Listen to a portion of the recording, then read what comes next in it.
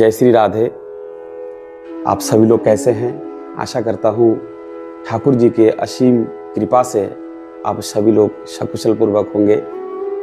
मैं गणेश सरकार एक ऐसा प्रसंग लेके आया हूँ जिस प्रसंग में कोई नहीं जाना चाहता, लेकिन जो सत्य है वो सत्य है। आज राधा रानी जी और हमारे श्री कृष्ण भगवान जी के वो अंतिम भेंट और राधा रानी जी के वो अंतिम क्षण, उसके बारे में थोड़ा वार्तालाप करेंगे। उस प्रसंग के बारे में थोड़ा बातचीत करेंगे। वो द्वारका का रात, जिस रात को श्री कृष्ण भगवान जी अपने शयन कक्ष में विश्राम लेने गए हुए थे, जैसे ही उनको निद्रा लगी वैसे ही उनके कानों में एक ध्वनि सुनाई पड़ी। वो ध्वनि थी, हे माधव। जैसे हे माधव शब्द उनके कानों में गई, वो एकदम से व्याकुल हो उठे। उनको मालूम चल गया कि ये जो शब्द है ये राधा रानी जी के अलावा और किसी के नहीं हो सकते। आज शायद राधा रानी जी को मेरी जरूरत है।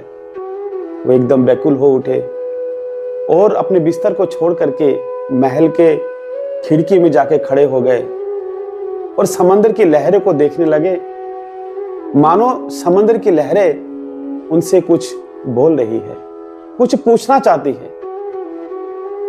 वो विचलित हो गए और अपने सैनिक को बोला कि आप ब्रज जाइए, जाके ब्रज का सकुशल समाचार लेके आइए।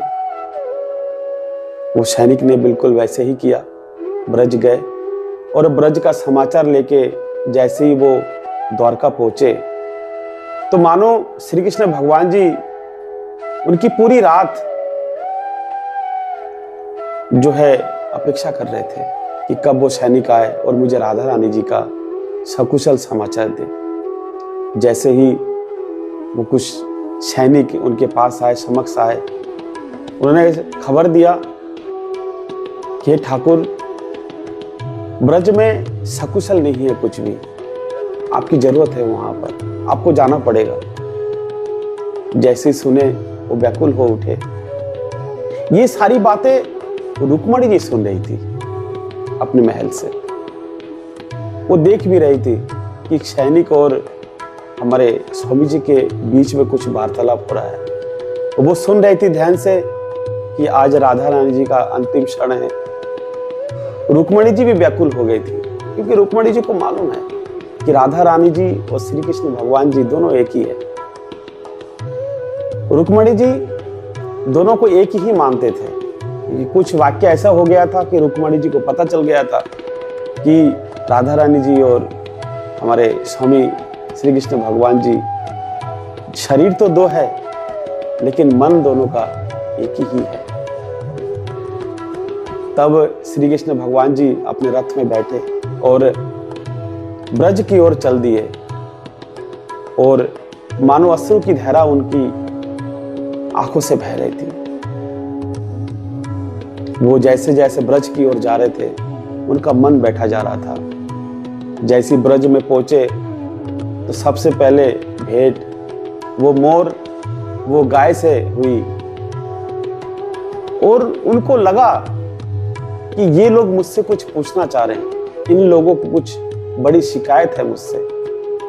जैसे जैसे ब्रज की ओर अंदर घुसे तो ब्रज के लोगों से भेंट हुई। फिर राधा रानी जी के जो सेवादासी, उनसे मुलाकात हुई। फिर उन्होंने सारी घटना के बारे में भगवान जी को बताया और उन्होंने ये भी बोला कि ठाकुर जी, आप राधा रानी जी से ऐसे मत मिलिएगा, पर्दा करके ही मिलिएगा, क्योंकि जिस हालत में आप राधा रानी जी को छोड़ के गए थे वो साज श्रृंगार आज उनके पास कुछ भी नहीं है, तो आपको व्यथा लगेगी। आप थोड़ा पर्दे में ही मुलाकात कीजिएगा, ये राधा रानी जी का अनुरोध है आपसे। जैसे श्री कृष्ण भगवान उनकी कुटिया की तरफ आगे बढ़े तो राधा रानी जी का दिल थम सा गया। उनको मालूम चल गया कि माधव आज मेरी कुटिया पे पधारे हैं इतने सालों बाद। दोनों रो पड़े मुलाकात होने के बाद। राधा रानी जी का हाथ श्री कृष्ण भगवान जी के हाथों पर, और राधा रानी जी अनुरोध करने लगे, माधव क्या मुझे वो क्षण मुझे वापस दे सकते हैं, जो क्षण आप और हम बिताया करते थे।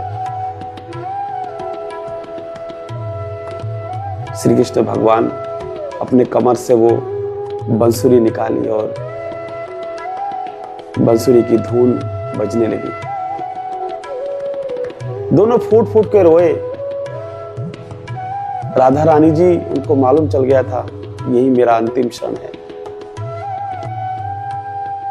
वो धुन बजाने लगे और उस धुन में राधा रानी जी पहले नृत्य किया करती थी, आज वो अंतिम सज्जा पे लेटी हुई थी।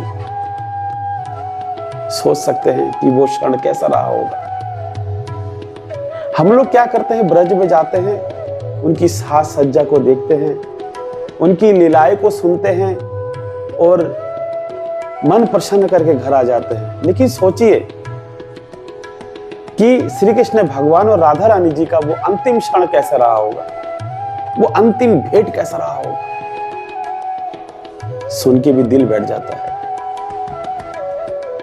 जैसी बंसुरी की धुन समाप्त हुई, राधा रानी जी श्री कृष्ण भगवान जी के हाथों पे हाथ रख करके इस लोक से परलोक को ओर जाने लगी, वैकुंठ धाम की ओर चली गई।